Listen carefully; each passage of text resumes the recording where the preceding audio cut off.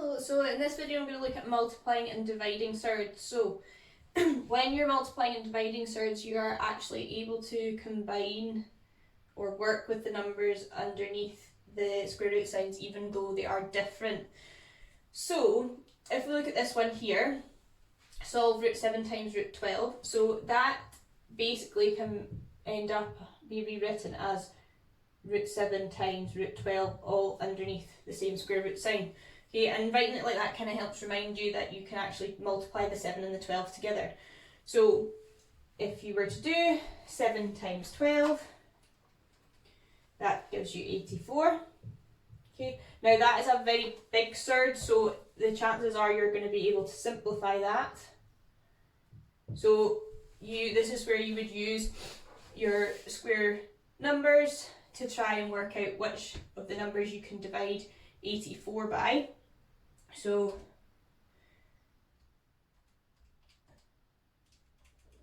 So 84 divided by 4 would be 21. So that could then be split up into root 4 times root 21. Okay, so then because 4 is a square number, you can actually square root it. So the square root of 4 is 2, so then that becomes 2 root 21. Okay, and 21 you would just then check that you couldn't simplify that even further, but there's no square number that you can divide 21 by evenly, so that would be the final answer for that question, shown as simply as possible.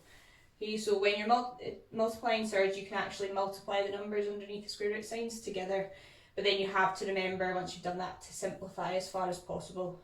Alright, so then if we look at the dividing, now this could be done the exact same way. So you have a big square root sign, and that can be 108 divided by 3, all under the one square root sign. So if we do 108 divided by 3, if it's not on a calculator paper, you would just do working at the side. So that would then become 108 divided by 3 is 36, so that would be root 36. Now 36 is a square number, so we can just square root that straight away. So the square root of 36 is 6. So that's your final answer to that question.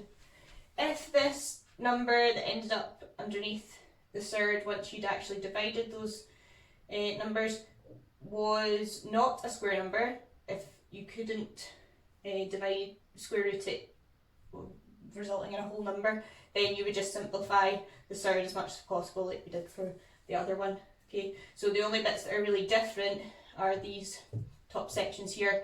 Once you've actually done the multiplication or the division of the surd, then it's just the standard simplifying as far as possible.